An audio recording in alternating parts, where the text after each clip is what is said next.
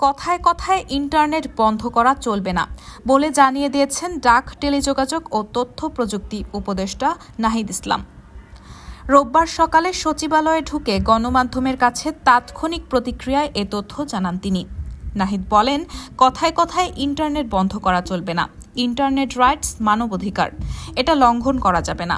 তিনি আরও বলেন, ইন্টারনেট শাটডাউনে জড়িতদের বিরুদ্ধে ব্যবস্থা গ্রহণ করা হবে।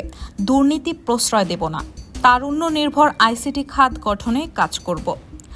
প্রসঙ্গত, ছাত্র জনতার গণ অভ্যুত্থানের শেখ হাসিনা সরকার পতনের পর বৃহস্পতিবার অন্তর্বর্তীকালীন সরকারের শপথ অনুষ্ঠান হয়। এরপর আজ প্রথম দিন সচিবালয়ে অফিস করছেন উপদেষ্টারা। রায়হানা মুন, সবার কথা।